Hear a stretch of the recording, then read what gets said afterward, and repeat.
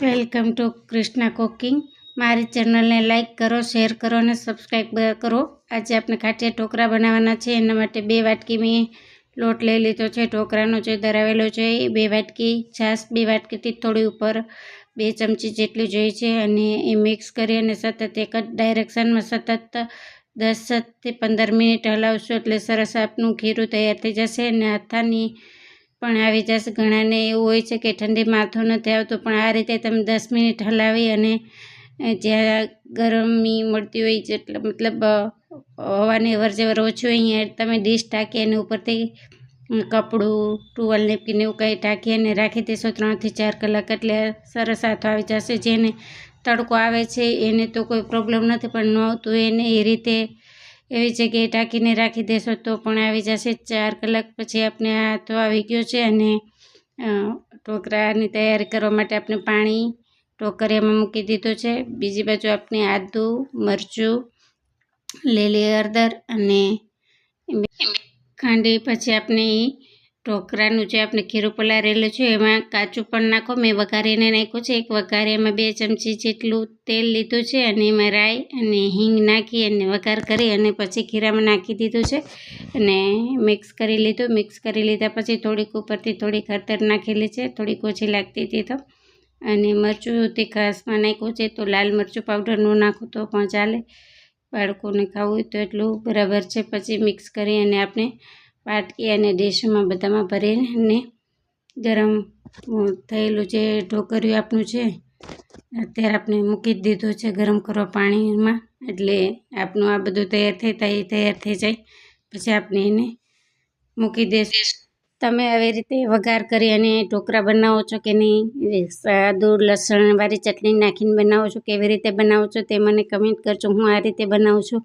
તો ક્યારેક આપણે વઘારવાનું હોય તો પણ ચાલે છે અને થોડુંક ઉપરથી તેલ હોય એટલે ગળામાં પણ અટકતા નથી, એટલે આ રીતે બનાવીને સરસ લાગે છે. વઘારે હું કરું છું, પણ ક્યારેક આપણે એવું હોય બાળકોને લંચ બોક્સમાં આપી તો એવો સાદો વઘાર કરી અને નાખી દઈએ તો સ્વાદમાં પણ સરસ ફેર પડી જાય છે.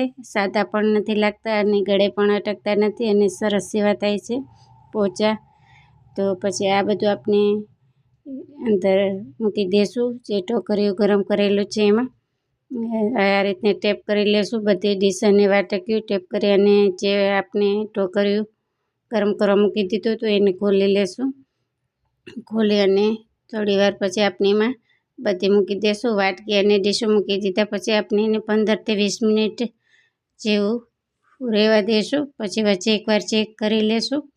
ઢાંકીને મૂકી દીધા પછી અમે એક ડીશમાં ઉપરથી ધાણા અને મેથી અને લાલ મરચું પાવડર નાખેલું છે, બાકી સાદા બધા રાખેલા છે. તો આ રીતે પણ એક ડીશ કોઈને તીખું ખાવું હોય તો લાલ મરચું પાવડર નાખી અને આ રીતે પણ તમે કરી શકો છો.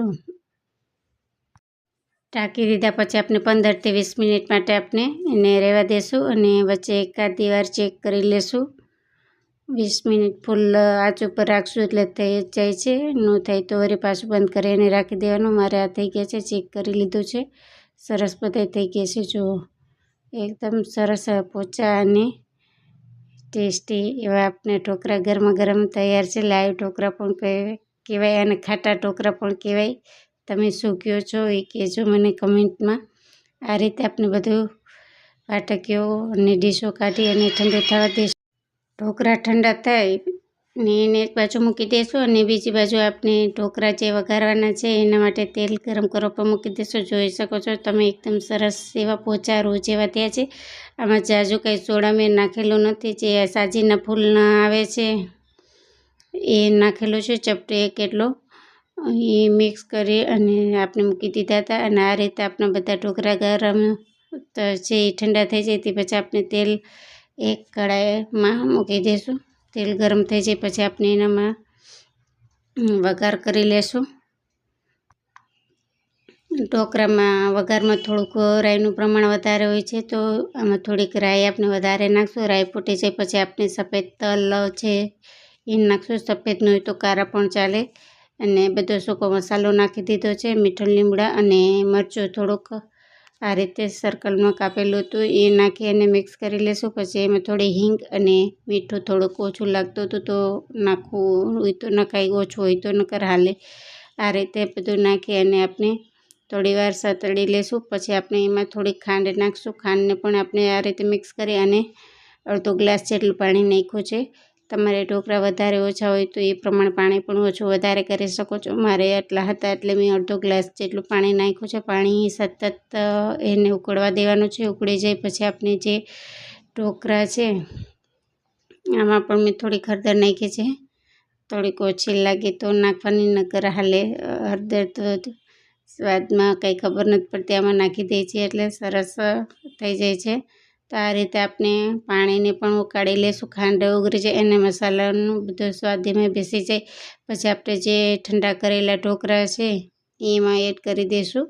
આ રીતે ચેક કરી લેવાનું. મીઠું ખાંડ ઓછું વધારે હોય તો અત્યારે નાખી અને ઉકાળી લેશો તો ચાલશે. પછી સ્વાદમાં ફેર પડી જાય છે. તો આપણે આ ઢોકળા છે એમાં એડ કરી દઈશું અને મિક્સ કરી લેશું.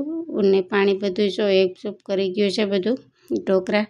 આ રીતે પાણી નાખો તો બરાબર થાય છે. અને ક્યારેક વધારે હોય તો થોડાક ઢોકળા ઓલા થઈ જાય છે, ઢીલા, પાણી વધારે થઈ જાય છે. આ રીતે વઘારી અને ઉપરથી ધાણા નાખી અને તૈયાર કરી લીધું છે. ચાલો જમવા બધા.